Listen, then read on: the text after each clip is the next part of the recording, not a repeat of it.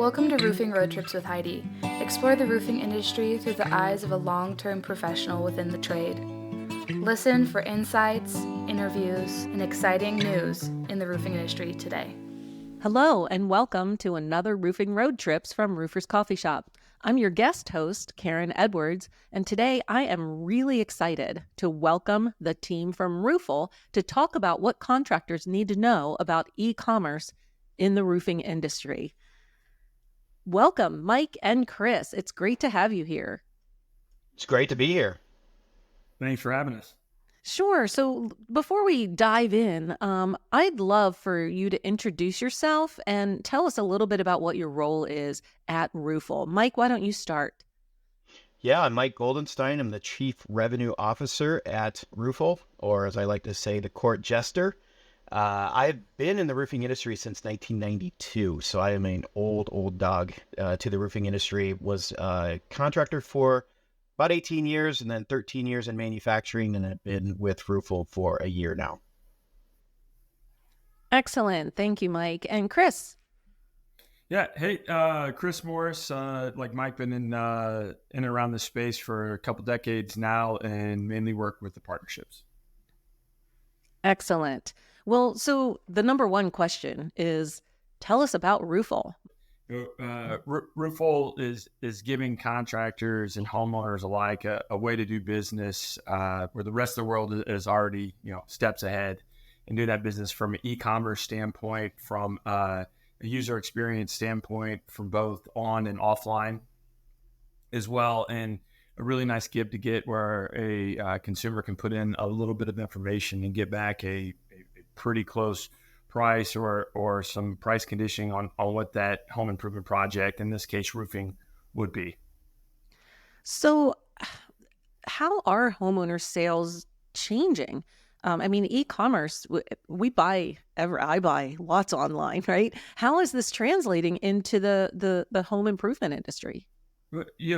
Karen, great question. And really it's more about the Roofle isn't, and Roof Quote Pro isn't necessarily bringing folks into e-commerce. It's the roofing or roofers into e-commerce. It's the consumer demand that is.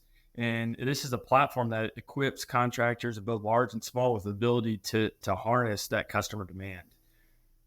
So just to your point, Karen, about what you would buy online, now we're seeing things, our family just recently bought a garage organizer that is 108 inches long and that weighs hundreds of pounds, and was done completely through e-commerce. Wow. So the shift has already happened, right? The consumers are used to buying most products online and even large purchases, as you just mentioned. Yep. But what's the adoption like? Are we seeing that homeowners like it, that they're using it more and more, or are they still kind of a little hesitant when purchasing something as major as a roof? It's again, another good question is, it may not be 100%, but we've got a large $100+ million contractor on the platform, and they talked about, hey, I don't think this is for everyone, but I'm sure we're missing 30 to 35% of the folks that would like to buy this way. And so when you're talking about a contractor that is 10,000 plus installs annually, while they said, hey, I don't think it's for everybody, it's definitely for a subset of the folks that we engage with, and they didn't want to miss out. And then, again, opinions. But if you look to with 2020 and really driving even the older homeowners into the market, if you wanted to order, a sandwich or a beverage of your choosing, you now had to take a picture and click a link and had to order this way. You've seen Carvana and CarMax and all those folks come in to where they're giving the homeowner or the consumer, in this case, the chance to go do a bunch of discovery. And what we're finding is the folks that do engage, both from an on and offline perspective, are more project ready. They've gotten the information, and then it also, reminds us a lot of, the early teens in 2000, right? The onset of the consumer financing as it relates to home improvement, and especially roofing. So the consumer already knew about financing. There's a high likelihood that they would have financed something in their life, And so it wasn't that you were necessarily explaining what financing was, it was that you were offering it. And that's simply what our platform enables them to do. They bought things online, they understand, and we're just giving our local roofing companies the ability to harness that demand. Tell me a little bit about what you're seeing in the growth of e-commerce and in terms of roofing. What we're seeing, Karen, is from search, whether you're paying or driving traffic to your site, whether you want to believe it or not. So if you are a retail canvassing company, if you are a restoration business, you're either paying it for feet on the street, you're paying it from a organic or a paid search or from standpoint, and what are you doing to convert that? Are you having strong call to actions? Are you differentiating yourself from local folks, competitors in your area?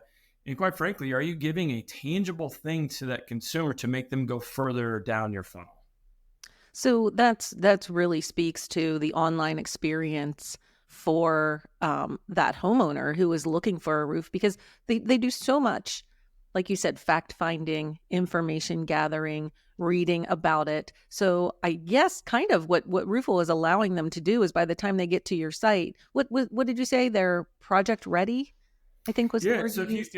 if you see, and we really see it, and these analytics vary depending on which search engine and what study you look at. But if you look at it, most home improvement companies, they're going to spend a sub 1 minute, and a lot of times we're seeing like 26, 27 seconds on site.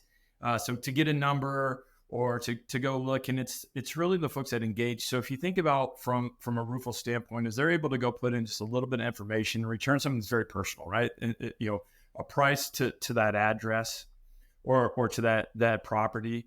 Furthermore, now once they start understanding and conditioning, then they're able to go see colors and product cards. They're able to see themselves inside of that project. And then we combine that with the finance offer as well. So now you've got someone that's conditioned to that building, that property. You got someone that's looked and designed. So when we're saying, you know what, I need a roof. Boy, this looks good. It's a reputable company. Here's sort of the budgetary guidelines that I'm getting for it. Now let's start looking at colors, or is it a class 4, something, if it was in some inclement weather type or exposure. And so we're seeing them stay on site exponentially longer. We're seeing a lot of folks, a lot of longtime users that are seeing somewhere in excess of 7, 8, 9, even 10 minutes on site. And you can imagine, because we use what's called UTM, or we're passing through the analytics so that you can go see from your digital providers, you can go see where they're going. You can imagine that they're going in, they're saying, ooh, this is a give to get. Ooh, this is a color. Oh, they're a Master Elite, Platinum Preferred, Select Shingle Master, Atlas Pro, you name it. And now guess what? They're going to the About Us page. And we know that they're converting into get price now. And so we're seeing that conversion rate go up, and we're seeing people actually not need to drive more traffic. They're just being more efficient with the traffic, and which is already being driven to that site or that property. Excellent. So Mike was having some technical difficulties. Do we have you back, Mike? Yeah, I'm back. I can hear you guys perfectly now. Excellent. He wants to be in the software game, Mike. Right. Well, we talked about this online experience and this conversion rate. Not sure if you have anything to add. I think 7, 8, 9 minutes on a website is just phenomenal. What are you hearing from contractors as well about this? Yeah, the conversion rate is affected so much by giving homeowners a compelling reason to click on that ad, that compelling reason to click on the widget, to be able to give them the reason to give them the contract or the contact information to start that relationship. And that's really what we're seeing, is those conversion rates multiple times over. And which is really, and at the end of the day, it's really helping with their cost per lead is going down as well. So it's all of these things that not only is your audience growing, because now you're looking at doing business with the 80% of consumers in America who are doing their shopping, or at least their information gathering online, so that your pool is growing significantly, but your cost per lead is also dropping simultaneously. Yeah, it's interesting too, Karen, just to compound on what Mike was saying, is when you look at it too from like a Google My Business, So if you're to Google your name and you see your Google My Business card or Google local services or all that, and now they start talking about, do you offer online pricing? Do you have online sales? When are you open? All these things are just going and working in concert. So again, where our platform isn't necessarily creating consumer demand, we're harnessing consumer demand. It's already there. Wow, that's really powerful. I wonder, I don't have information or stats on this, but how many contractors are focused on or even know what their conversion rate is? Well, we've given classes on this, and Mike and I both, given talks on it too. I mean, you don't need to be a developer. You don't need to be a digital marketing expert, but you do need to have a rubric or an understanding of what you're paying for and what you're getting to be able to be in control of your business. So the days of, I'm going to ask the Google machine, or, I don't mess with the book of faces or the interweb or what, right? Those excuses need to go by, because it is a big part of your business, whether you want it to be or not. So let's use someone again that says, hey, we have a low marketing cost because we're only direct marketers, canvassers. Well, what do you think if someone loses the car, or they see the truck show up or the yard sign? They're going to search, and they're going to typically search mobilely, and they're going to search or they're going to say, I forgot it, and I'm going to look for the name, and they're going to land on something.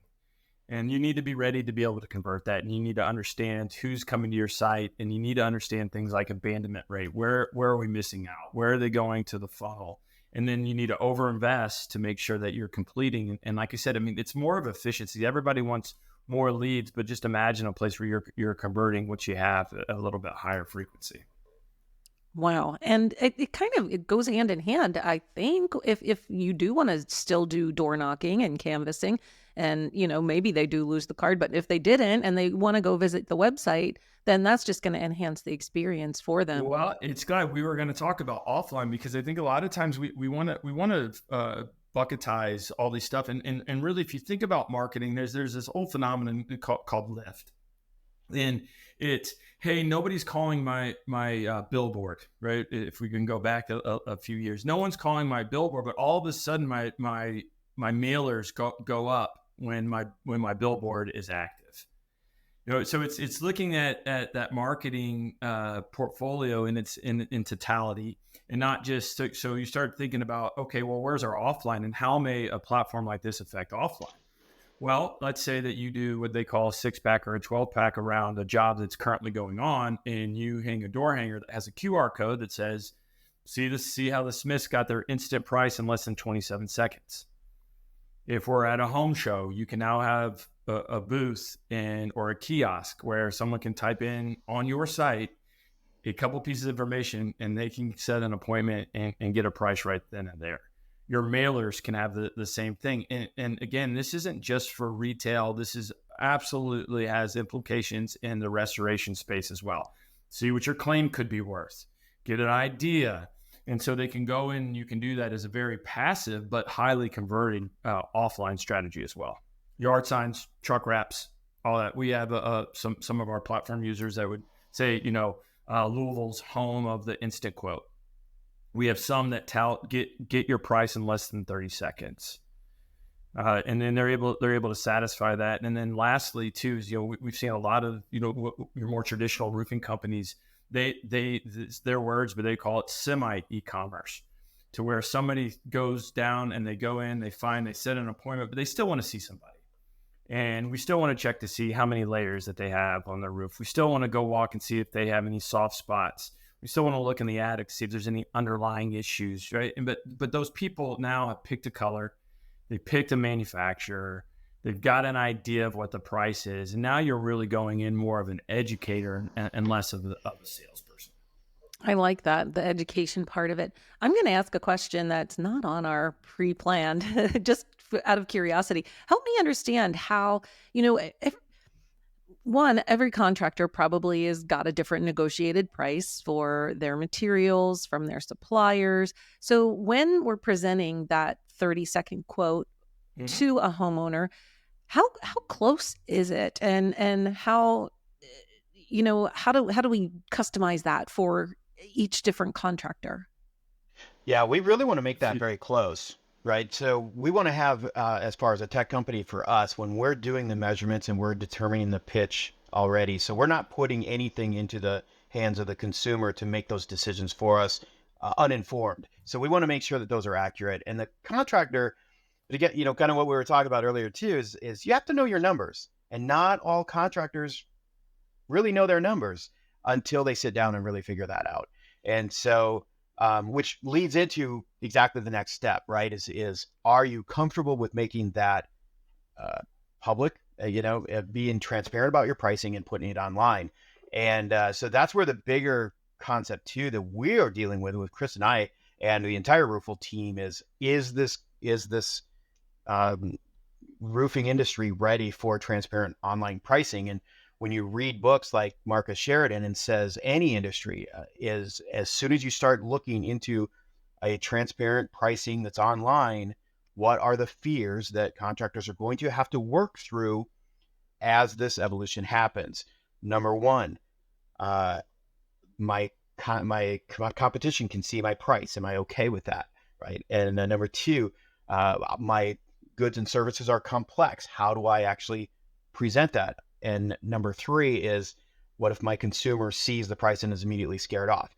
That's not roofing specific. That's every single industry that's gone through this evolution has had to deal with those issues. And, it's something that I think they all will, right? Because when we're entrepreneurs and we own a company and we have our processes and maybe we've been in business for 5, 10, 20 years, we have to move past this is how I do business and into how does my consumer want me to do business and how will they continue to do business in 2, 3, 5, 7 years from now. Yep. And Karen, I want to be crystal clear on this too. It is 1,000% white labeled for the contractor. It is their pricing, their inputs. We don't dictate, we don't tell, we don't give suggestions. This is what they're putting in. They can put in things like solar array. They can put in things like ice damming. They can put in things like piece pricing, and they can put things like repair and triptychs and all the different things in there that they want and create custom product cards. While we have a huge extensive library everywhere from metal all the way down through synthetic, they can do that. They also can put just their finance offer. So they could put their 3, 4, 5, 6, whatever they have. So they can have payments as lower. It actually factors in what their payment would be, say on a 120-month plan with the interest rates at 5.99 or 9.99. So they can do all that as well. They can do lump sum. They can do where we see, Mike, probably 90% of folks would just do per square pricing on there. And then we do have a huge release coming up in 30 days or so to where they'll have some more flexibility on price ranges and bottoms and tops and highs and lows. Excellent. And how easy is it to change and update? Well, it's real time. So if you were to go change and say, let's say you've got a price increase from a supplier or manufacturer that you want to pass on to the homeowner, or you want to have a better, good, better, and best, and you put in it's click of a button. It's drag and drop as well. So if you want to think about like the legalese that you may want to have, or you may have like a plywood furnished and installed price, right? So unforeseen things that you don't know, you may say this is this, and you can literally take from your contract and drag and drop it in, and it will populate for the detail screen for that end user. How does the consumer receive their price quote? And is that customized as well, branded for the contractor? It is. So we've got some best practices built in, but it's 1,000% customizable.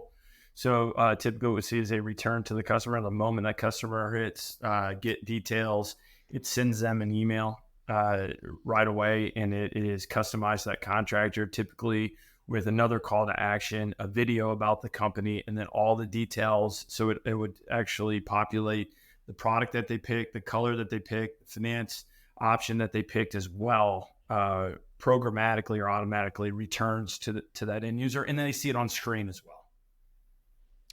Are we actually making the purchase then? Or is there a click to buy in that email?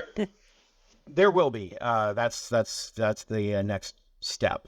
Clearly, we're in the adoption phase of it, not just the adoption from the contractors, but that's consumer as well.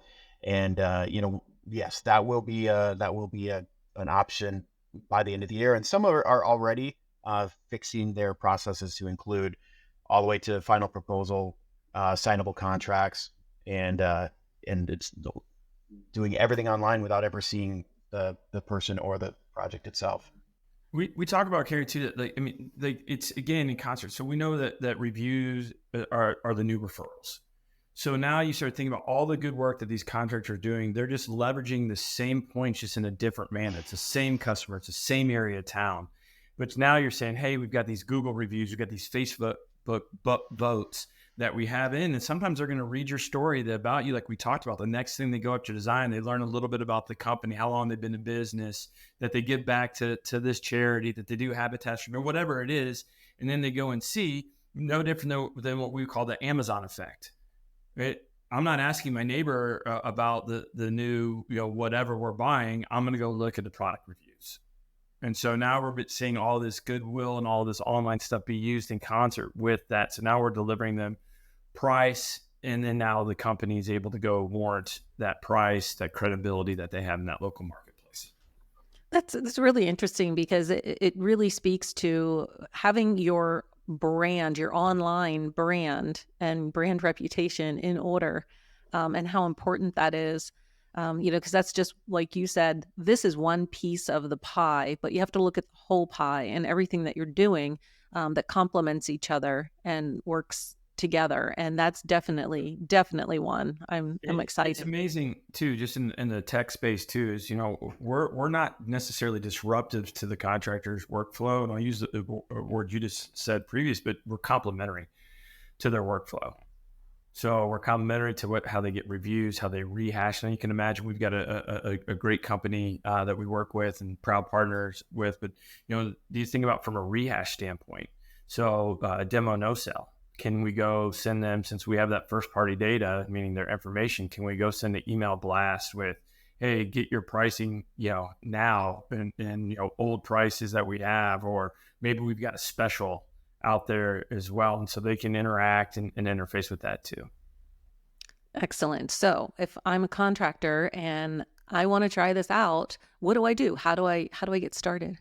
Imagine this, you can actually sign up online. But hey, who knew? What we did find though is, we've invested in a customer experience. So we have reps that go and help, because really with any attrition or things that we have historically has been from failure to launch. So I saw you at IRE, RoofCon, I see my competitors doing it, and then we simply don't get it installed. And so we put, a team of folks together to go through and help the contractor learn the platform, and then also customize it. So whether that's an embedded form fill, right? So you imagine a lot of people say get free estimate, that doesn't convert at a very high rate. But if it said get instant pricing now, get your roof quote in less than 60 seconds, and it's real. It's not just another form fill that sends you to a return and someone will be, with you shortly, and all that. I mean, it's true. We've got the slide out widget, and all those different things that we want to make sure the contractors get installed so they can use it to its fullest. Also, you're able to use it at point of sale.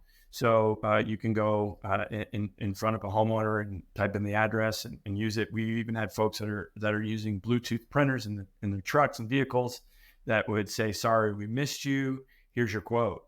Oh, wow. Yeah, it's interesting. I think there's probably more use cases than we would have ever hoped and dreamed of that our creative contractor partners are coming up with. Yeah. I mean, you're right. They could be driving around a neighborhood and see a roof that is looking like it's in need of replacement and just leave the estimate on the door. That's a whole new way of door knocking. I like it. And Mike said something interesting too, is, worried about your competition. Mike's a recovering contractor, myself included. Do you not have everyone else's price? Do you not have you do. And so I would be more fearful of, instead of what if my competitors see my price versus what if the homeowners don't? I'd be more worried about the size of the prize with the ones that don't versus the ones that do. Right. And it's about more than price, right? Um, Absolutely. it's about comparing apples to apples. It's about, why I like one company over another. Maybe one is a smaller business and that appeals to me. Maybe one is more involved in the community and that appeals to me. And that's why, from a marketing perspective, you have to make sure that you've got yourself in order and that you are telling the story about you and your company, because a roof is a roof, right? Underlayment's underlayment, the shingles are shingles. And yes, there's small things that can make a difference, but at the end of the day, you want that customer, that homeowner, to choose your company, and not based on price alone. Yeah, absolutely. And we find a lot too. And people say, "Well, what if it's too high? What if they they're turned off?" I would ask any sales rep that potentially maybe listens, do you want to drive across town for a $15,000 roof where they think it's going to be 4,500? I mean, No. that's a tough road to walk through or walk down. So, really just, conditioning them, and what we're finding, and this is anecdotal, right? Because we don't have measures, but what we're hearing is, the sales reps are like, ooh, that's a Roofle lead. Like, I want to run that. And they're preparing. And it's funny, they probably have a higher close rate because they're preparing more, but they also have more data. So when we talk about the metrics that we do have, we do know how long they stayed. We do know what they clicked on. We do know what products they looked at. We do know what colors they like. We do know if they wanted to convert to a financing customer. We know all that going in. So I can have a better conversation with you, Karen, based on what you've already picked out, what you've already selected. And then I can really drive my talk track around the interest that you had, hopefully making that a better selling environment. Oh, yeah. Yeah. If you're going to talk to me about things that I'm already interested in, that's going to be better for me, more interesting for me, as well. And yeah, I like the 15,000 versus 4,500. I think it's an educational tool as well. Maybe it's a homeowner that really has no idea what a roof costs. And this does give them a point of understanding that, oh, okay, maybe I better, save some money for another year and before I'm ready to make a purchase. Yep, absolutely. And then that also allows you to really expand that educational part of your site. So we're seeing, not only do we have the rep version that you could do, like I said, a point of sale, but also too is you can use your site now as a conversion tool, meaning like you, the rep, or you, the representative of that business, can talk through it. And then another just note that we had for you too. I mean, commercial structures, multifamily thing. I mean, it does low slope, it does all this different things. So it's really, really interactive, and what you would call the UI or UX, right? That experience, both for the homeowner as well as for the contractor. So you're able to go, and if you have a shed that you don't want to get done, you can delete that and not get it, or maybe you have a metal roof on a ag building in the back, and you just want to do the shingled roof in the front, or maybe you have a compound, right? And so you can go do all that, and the price changes dynamically as you add, subtract those as well. Oh, I like that feature. And I did not know that it was for low slope as well, for commercial. I think the consumers and homeowners, those people that own those buildings and manage those properties, they're also homeowners and consumers too. So by putting that out there for them, you're reaching that whole other market. Yeah, and then something just to dive on too is that, so we work across a ton of digital marketing software. Like, we have webhooks that go push into CRMs.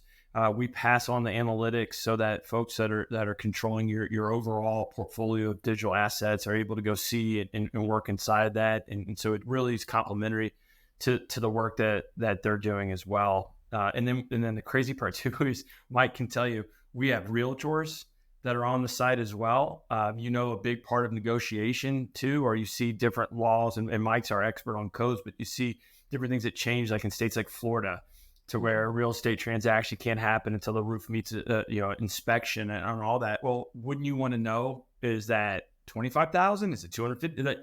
So we actually have realtors that are on the platform that use it in their everyday business, because they're able to pull as many prices, as many addresses they want for a low monthly fee. Wow. Yeah. Didn't think about all those pieces that go along with it. So that's fantastic. Anything else that our listeners should know about Roofle that I forgot to ask you? You're only limited by your own creativity, so once you have this, you can keep between QR codes, door knocking, canvassing, online, everything is in play here, and you can start doing business in an entirely different way. I love it. I love it. And I love that the folks who are using it are discovering those new and different ways and things they can do with it. And it's not just for someone really coming to the website, but you can do it at a home show, do it on a flyer, do it in an email blast, use it in your pay-per-click advertising. It really is a well-rounded tool that, like I said, complements other stuff that you're already doing and really enhances it. So I want to thank you both for being here today. Roofle has a full directory on rooferscoffeeshop.com. So please visit their directory. It has their contact information, links to their website, how to get in touch with them. It's been fantastic. Thank you both for being here. And as always, we want you to listen to all of our podcasts so you can stay on top of the latest news and happenings in the roofing industry and learn about new technologies and new solutions just like Roofle. So be sure to visit Roofer's Coffee Shop, check out our Read, Listen, Watch initiative. That's where you will find all of our podcasts. And you can also listen on your favorite podcast streaming platform, but be sure to subscribe, set those notifications so that you don't miss an episode. We'll see you next time. Make sure to subscribe to our channel and leave a review. Thanks for listening. This has been Roofing Road Trips with Heidi from therooferscoffeeshop.com.